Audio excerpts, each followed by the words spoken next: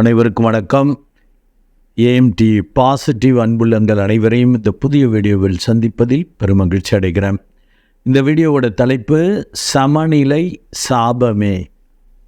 மீண்டும் தலைப்பு சொல்கிறேன், சமநிலை சாபமே.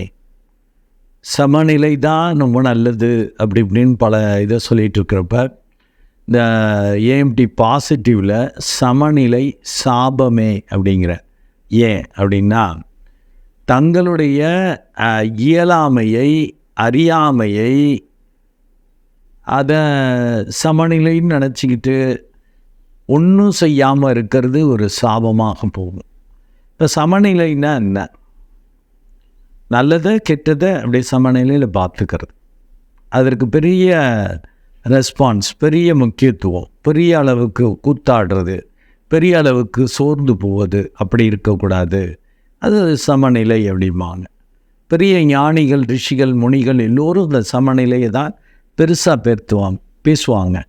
இந்த ராஜயோகம் அப்படிங்கிறது, ஒரு ராஜா எப்படி எல்லோருக்கும் ஒரே மாதிரி, பெரியவங்க சின்னவங்க, நல்லவங்க கெட்டவங்க, இந்த ஜாதிக்காரங்க அந்த ஜாதிக்காரங்க அப்படிலாம் இல்லாமல் எல்லோருக்கும் ஒரு வித பார்வை, ஒரே வித ரூல்ஸ் அப்படி பண்ணுவாங்க இல்லைங்களா? அது ராஜயோகம்.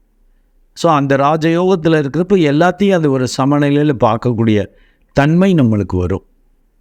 அதுக்கு மெடிடேட் பண்ணிங்கனாலே வர ஆரம்பிச்சிடும். மனம் ஒருமுகப்படுறப்பிய அந்த அந்த சமநிலை கைகூடும். ஸோ இது வெரி சிம்பிள் மெத்தட் தான். அந்த பக்தி யோகத்தை சொல்லியிருப்பேன். அதை நீங்கள் அஸ்ட்ரோமைன் தெரப்பி அன்புள்ளங்களுக்கு தெரியும். இப்போ இந்த தலைப்புக்கு வருவோம், சமநிலை சாபமே அப்படிங்கிற. எஸ், இந்த லௌகீக ரீதியாக ஒவ்வொருவராக ஓடிக்கொண்டு உழைத்து கொண்டு அதையே அந்த பிழைப்புக்கே கஷ்டப்படுறவங்க, அது சொல்லுவாங்க. பெரிய ஞானிகள், ரிஷிகள், முனிகள்லாம் முதல்ல அவன் வயிறு காஞ்சி போயிருந்து அவனுக்கு எப்படிப்பா ஞானத்தை போதிக்க முடியும்? ஃபஸ்ட்டு அவனை வயிற்றுக்கு ஏதாவது போட்டு விடு அப்படின்னு. பிழைப்புக்கே அவங்க வாழ்க்கையை இந்த பசியாற்றுவது, அதாவது அடிப்படை தேவைகளுக்கே போராடக்கூடியவர்கள் சமநிலை மெயின்டைன் பண்ணுறதுங்கிறது பாசிபிலிட்டியே இல்லை. அவங்களுக்கு அந்த அந்த ஞானம் இது வராது. ஆனால் அவங்க என்ன சொல்லிக்குவாங்கன்னா, கொஞ்சோண்டு அறிவு, கொஞ்சோண்டு அந்த புத்திசாலித்தனத்தை வச்சுக்கிட்டு அதை தங்களுடைய இயலாமையை மறைக்க வெளியில், ஏன்னா இந்த இதுக்கு என்ன செய்யணுமோ அதை செய்யாமல் விடுறது. அவங்க இயலாமை இருக்கும், செய்ய முடியாத தன்மை, அது சோம்பேறித்தனமாக இருக்கலாம், வேறு இயலாமை, அந்தளவுக்கு திறமை இல்லாத அறிவு இல்லாத மக்களாக இருக்கலாம். ஆனால் பேசுகிறது அப்படி பேசிடுவாங்க. நான் சமநிலையில் இருந்தேன்னு. பெரியவங்க எல்லோருமே சொல்லுவாங்க, கடவுள் தானாக எதுவும் செய்ய மாட்டார். நீங்கள் என்ன அந்த சிச்சுவேஷனுக்கு, அந்த சூழ்நிலைக்கு எது தேவையோ அதை நீங்கள் செய்துவிட வேண்டும். பலனை மட்டும்தான் கடவுள்கிட்ட ஒப்படைச்சிடணும். அது நல்ல பலனா தீய பலனா, அது எந்த அளவுக்கு நல்ல பலன் அதிகமாக கொடுக்க போகிறாரா கம்மியாக கொடுக்க போகிறா, அதெல்லாம் அவர் கையில் விட்டுடணும். அந்த எதிர்பார்ப்பு வைத்து கொள்ளக்கூடாது அப்படிம்பாங்க. பெரிய எதிர்பார்ப்பு இல்லாமல் நம்ம சிச்சுவேஷனுக்கு என்ன தேவையோ அதை செஞ்சிடணும். அது அந்த சமநிலைங்கிறது அதுதான். அது ஒரு சின்ன கதை மாதிரி கூட சொல்லுவாங்க. ஒரு ஞானி ஒரு கிராமத்து வழியாக அப்படியே போதனைகள் பண்ணிட்டு போகிறப்ப அந்த கிராமத்தில் உள்ள மக்கள் எல்லோருமே அங்கே இந்த கிராமத்தை தாண்டி நீங்கள் அடுத்த கிராமத்துக்கு போகிற வழியில் ஒரு பெரிய பாம்பு இருக்குது. அது எல்லோரையும் கொத்திக்கிட்டு பயமுறுத்திக்கிட்டு அந்த பக்கம் போக முடியாதபடி பண்ணுது.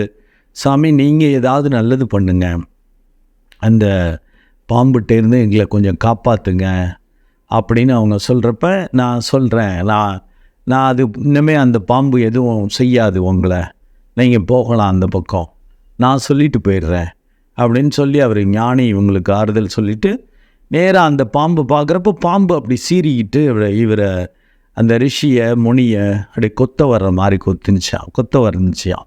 உடனே அவர் அவருக்கு அது அந்த தீட்சை, அந்த ஞானத்தை, அந்த பாம்புக்கு இவரோட ஞான தன்மையிலிருந்து அந்த சமநிலையை பற்றி அந்த ஞானத்தை கொடுத்து எல்லோர்ட்டையும் அன்பாக இருக்கணும். ரொம்ப இந்த அன்பு தான் பிரதானம், அன்பை கடவுள் அப்படி இப்படிங்கிற போதனைகள் நம்ம என்ன கொடுக்குறோமோ அது பல பங்கு ரிட்டன் ஆகும்லாம் நான் என்னுடைய வார்த்தையில் சொல்கிற மாதிரி அந்த ஞானி அவர்களுடைய வார்த்தையில் நம்ம நல்லது செஞ்சால் நல்லது நிறையா வரும். அன்பாக பழகுனேன்னா, அன்பாக இருந்தேன்னா அவங்களும் உன்கிட்ட அன்பாக இருப்பாங்க. நீ பகைக்கிறப்ப முரண்பாடு பண்ணுறப்ப தான் அவங்களும் பகைப்பார்கள், முரண்பாடு பண்ணுவார்கள் அப்படின்னு அந்த ஞானம்லாம் கொடுத்ததும் அந்த பாம்பு அப்படியே சாந்தமாக அமைதியாக மாறிடுச்சான். சரி, இதே மாதிரியே பலரும் அப்போ தான் நீ அன்பை வெளிப்படுத்துகிறப்ப தான் அவங்க அன்பை வெளிப்படுத்துவாங்க. நீ இப்போ சீறிட்டு இருக்கிறது பயந்துக்கிட்டு இருக்க, பயப்பட தேவையில்லை அப்படிங்கிற மாதிரி அது கடவுள் காப்பாற்றுவார் அப்படி இப்படின்னு அவர் இந்த ஞான போதனையை கொடுத்துட்டு அவர் போயிட்டார். இந்த மக்கள் அந்த ஞானி ரிஷி சொன்னார், இந்த பாம்பு நம்மளை ஏதாவது செய்தால் பார்ப்போம் அப்படின்னு சொல்லிட்டு அந்த பக்கமாக பயந்துக்கிட்டே போனாங்க. அது அந்த பாம்பு பார்த்துட்டு அப்படி விட்டுருச்சு, ஒன்றும் பண்ணலை. அவங்க அப்படியே அந்த அந்த அந்த இடத்த தாண்டி அடுத்த கிராமம்லாம் போயிட்டு அவங்க வேலை செய்கிறது, சம்பாத்தியத்துக்கு ஏதோ பண்ணுறதெல்லாம் பண்ணிவிட்டு ரிட்டன் பார்த்தாங்க. அப்போ அந்த பாம்பு பேசாமல் இருந்துச்சு. பார்த்துட்டு ஒன்றும் செய்யாமல் அது பாடு சாந்தமாக பெரிய சீறிக்கிட்டு கொத்த வர்றது மாதிரி இல்லாமல் சாந்தமாக இருந்துச்சான். அதை பார்த்தது, ஏப்பா என்ன இந்த அளவுக்கு கத்திக்கிட்டு சீறிக்கிட்டு கொத்திக்கிட்டு பயமுறுத்திக்கிட்டு இருந்த பாம்பு அப்படி சாந்தமாக ஆயிடுச்சு அப்படின்னதும் அதை இந்த சின்ன பசங்க கொஞ்சம் அறிவில்லாத பெரிய அவங்களும் அறிவில்லைன்னா சின்ன பசங்க மாதிரி தான் அவங்களும் இருப்பாங்க. அவங்க எல்லாம் தடார்னு கல் எடுத்து அடிக்கிறது இது பண்ணுறதுன்னு அதை தொந்தரவு, அப்பயாவது கடிக்க வருதா, கல் எடுத்து அடித்து பார்த்துட்டு ஓடுறது இப்படி அப்படின்னு இந்த சிறு பிள்ளைத்தனமான விஷயங்களை அந்த பாம்புகிட்ட செஞ்சுருக்காங்க. அந்த பாம்பு பார்த்திங்கன்னா அவர் சொல்லி கொடுத்த அந்த ஞானத்தில் சரி அவங்க அறியாமல் செய்கிறாங்க அப்படி இப்படின்னு அதை ஒரு சமநிலையில் அப்படியே சகிச்சுக்கிட்டு அப்படியே கம்முன்னு இருந்துச்சான். அவங்க ரொம்ப அதை டேமேஜ் பண்ணிட்டாங்களாம். அதனால் வெளியிலே போக முடியல, வெளியில் போனாலே அடிக்கிறாங்க, வெளியில் போனாலே அது இறை தேட முடியல, ரொம்ப சோர்ந்து இழைச்சி போயிடுச்சான். ஒரு 6 மாதங்கள் அல்லது சுமாராக ஒரு 6 வருடங்கள் வேணாலும் வச்சுக்கலாம் உங்களோட இமேஜினேஷனுக்கு. பிறகு அந்த வழியாக அந்த ஞானி ரிட்டன் வர்றப்ப அந்த பாம்பை பார்க்குறாரு.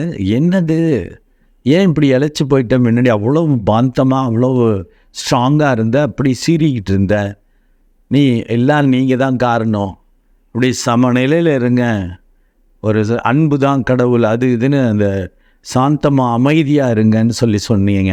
நான் அதுபடி இருந்தப்போ எல்லாரும் கல்லெடுத்து அடிக்கிறாங்க, ரொம்ப இதாவது நான் வெளியில் போய் சாப்பாடு இறை தேடுறதுக்கு வெளியில் போகிறதுக்கே என்னால் முடியல, அதனால தான் சோர்வாக சாக கிடக்கிற நிலைமையில் இருக்கேன் அப்படின்னு அந்த ஞானிகிட்ட சொன்னிச்சான். நீங்கள் உங்களை அப்படி நேசித்தேன், நீங்கள் இதை மாதிரி பண்ணிட்டீங்க எனக்கு. நான் அப்போ இருந்தப்போ என்னை கண்டு மக்களை பயந்துச்சு, நான் ஃப்ரீயாக போயிட்டு வருவேன், போய் சாப்பிட்டு இறை தேடிட்டு வருவேன், நல்ல பவர்ஃபுல்லாக இருந்தேன், நீங்கள் கெடுத்துட்டீங்க அப்படின்னுச்சான். அப்போ அந்த ஞானி என்ன சொன்னாரா, அறியாமை நிறைந்த அந்த பாம்புக்கிட்ட அவர் சொன்னாரா, நான் உன்னை என்ன சொன்னேன், கொத்தக்கூடாது, பிறருக்கு தீங்கு செய்யக்கூடாது, தீங்கு செஞ்சால் தீங்கு வரும், கெடுதல் பண்ணால் அவங்களும் கெடுதல் பண்ணுவாங்க, அதை தான் சொன்னேன். ஆனால் சீரக்கூடாதுன்னு சொல்லலை. நீங்கள் சிச்சுவேஷனுக்கு என்ன தேவையோ, அந்த தற்காப்புக்கு என்ன தேவையோ அதை செய்யணும். நீ அதை செய்யாமல் விட்டுட்ட, அதனால தான் நீ பாம்புங்கிறதே அவங்களுக்கு புரியல. அது ஒரு புழு மாதிரி ஒன்றை நினச்சி அடிச்சிட்ருக்காங்க. நீ இனிமேல் சீரு, கொத்தாத அப்படின்னு சொன்னாராம். சரி, அப்போ தான் அந்த பாம்புக்கு ஐடியா கிடச்சிச்சான். அப்படி சொல்லிவிட்டு நேராக அவர் போயிட்டாராம். இந்த மக்கள்லாம் நீங்கள் சொன்னதும் அந்த பாம்பு அப்படியே சைலண்ட்டாக ரொம்ப சாந்தமாக ஆயிடுச்சு, சாமி சூப்பர், நீங்கள் நல்லது பண்ணிட்டீங்கன்னு. ஆனால் நீங்கள்லாம் கெடுதல் பண்ணியிருக்கீங்களே, உங்களுக்கு அந்த பாம்பு உங்கள் கையில் தான் இருக்குது, இவங்களுக்கு அந்த ஞான உபதேசம் பண்ணிட்டு போயிட்டாராம். நம்ம கொடுக்கறது தான் அந்த பிரபஞ்சம் ரிட்டன் பண்ணோம், நல்லதையே கொடுங்க, நல்லதையே செய்யுங்கன்னு. அதே மாதிரி இவர் போன பிறகு அடுத்து அந்த பாம்பு பார்த்திங்கன்னா யாராவது அப்படியே லைட்டாக வந்தாலே சீர ஆரம்பிச்சிச்சான். திரும்ப அவங்க பயப்பட ஆரம்பித்தாங்க.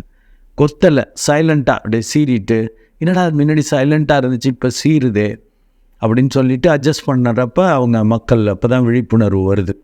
இதுக்கிட்ட தொல்லை பண்ணாதான் இது சீருது அப்படிங்கிறத அவங்க உணர்கிற மாதிரியும் இந்த பாம்போட பிஹேவியர் ஆட்டோமேட்டிக்காக மாறி அவங்க இதுலேருந்து நம்ம லைட்டாக புரிஞ்சிக்கணும் என்னன்னாக சிச்சுவேஷனுக்கு என்ன தேவையோ அதை நம்ம செய்யணும். அதில் தீவிரத்தை காட்டி பெரிய அதுலேயே அதுவாகவே மாறக்கூடாது.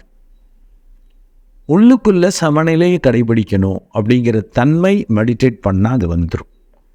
நீங்கள் உள்ளுக்குள்ளே இப்போ கெட்டவங்க வித்தியாசமாக பேசுகிறாங்க, இல்லை பொய் சொல்கிறாங்க, இல்லை நம்மளை வேகப்படுத்துகிறாங்க அப்படின்னா நீங்கள் வேகப்படுத்தி வேகமாக பேசிக்கலாம், திட்டலாம், அவங்க பண்ணுறதுக்கு ரெஸ்பான்ஸ் பண்ணலாம். உள்ளுக்குள்ளே சமநிலையில் இருக்கிறப்ப அது மெடிடேட் பண்ணுறவங்களுக்குலாம் அது வரும். இவங்கள்ட்டெல்லாம் இப்படி பேசாதான்ப்பா சரி வரும், இல்லாட்டி வேஸ்ட்டு அப்படின்னு அவங்களுக்கே உணர ஆரம்பிக்கும். அந்த தன்மை இருக்கும். அது இல்லாமல் நான் அந்த பாம்பு மாதிரி நான் அப்படியே சமநிலையில் இருக்கேன், எல்லாத்தையும் அப்படியே எல்லோருக்கும் நல்லவங்களா அப்படியே ரொம்ப ஓப்பனாக ரொம்ப இதாக இருக்கேன், அதெல்லாம் இருந்துக்கலாம். ஃபஸ்ட்டு நீங்கள் இருக்கணும். அண்டு ரெஸ்பான்ஸ் பண்ணுறது பார்த்தீங்கன்னா எல்லோருக்கும் நல்ல ஒருத்தன் திட்டான் நம்ம திட்டலை அப்படின்னா சொல்லுவாங்கல்ல, அவன் சாப்பாட்டில் உப்பு போட்டு சாப்பிட்றானா, சூடு சொரணை இருக்கா அப்படின்லாம் திட்டுவாங்கல்ல. நம்ம ரெஸ்பான்ஸே பண்ணலைன்னா என்னமாகும்? பாம்பா அது புழுவான்னு தெரியாமல் போயிடும்ல. நம்ம சேர வேண்டிய இடத்துல சேரணும். அதுக்காக ஞானிகள் ரிஷிகளுக்கெல்லாம் கோபம் வராது, வேகப்பட மாட்டாங்கன்னு நினச்சிங்கன்னா அது உங்களுடைய அறியாமை, உங்களுடைய முட்டாள்தனம்னே சொல்லுவேன். அவங்களும் கோவப்படுவாங்க. ஈவன் சில சித்தர்கள்லாம் அன்பார்லிமெண்ட் வேர்டில் கூட திட்டுவாங்க, தடாத தூக்கி போட்டு உடைப்பாங்க, அடிப்பாங்க, அதெல்லாம் பண்ணுவாங்க. ஆனால் அவங்க உள்ள சமநிலையில் இருப்பாங்க. வெளியில் சூழ்நிலையை கொஞ்சம் சரி பண்ணுறதுக்கு சூழ்நிலைக்கு ஏற்றவாறு அவங்க பிஹேவ் பண்ணுவாங்க. அறியாமை நிறைந்தவர்கள் அப்படியே சூழ்நிலை கைதியாக மாறிடுவாங்க. ஞானிகள் ரிஷிகள் ஓரளவு அந்த ஆன்ம சாதனை பண்ணக்கூடியவர்கள் உள்ளுக்குள்ளே அந்த சமநிலையில் இந்த சூழ்நிலை கைதியாக மாற மாட்டாங்க. சூழ்நிலைக்கு ஏற்றபடி பிஹேவ் பண்ணுவாங்க, உள்ள சமநிலையில் இருப்பாங்க. அதனால் நீங்கள் அப்படி பிஹேவ் பண்ணணும். உலகியல் வாழ்க்கையில் இருக்கிறவங்க வெளியில் என்ன தேவையோ அதை செஞ்சுக்கணும். கொஞ்சம் கோவப்படணும், வேகப்படணும், அதெல்லாம் இருக்கணும். வளைந்து கொடுக்குற தன்மை, இதெல்லாம் தான் முன்னேற்றத்துக்கு தேவை. அதுக்காக நம்ம அப்படியே மாறிடக்கூடாது, உள்ள சமநிலையில் இருக்கணும். நம்மளுக்கு தெரியும் இந்த பிரபஞ்சம் நம்ம என்ன கொடுக்குறோமோ அதை பல பங்கு ரிட்டன் ஆகுங்கிற அந்த தன்மையெல்லாம் உணர்றப்ப இந்த உள்ளுக்குள்ளே இந்த சமநிலையை மெயின்டைன் பண்ணுறது ஈஸியாக வரும். அது அல்லாமல் வெளியிலையும் நான் சமநிலையை கடைபிடிப்பேன், என்ன நடந்தாலும் நான் ஒன்றும் செய்ய மாட்டேன், வித்தியாசமாக பிஹேவ் பண்ணிகிட்ருப்பேன்னாக்க அது சாபமாகத்தான் முடியும். நன்றி அன்புள்ளங்களே, மீண்டும் ஒரு நல்ல வீடியோவில் உங்களை சந்திக்கிறேன். அதுவரை உங்களிடமிருந்து வணக்கம் கூறி விடைபெறுவது உங்கள் அன்பு டாக்டர் அருட்குழந்தை ஆர். கணேசன். நன்றி, வணக்கம்.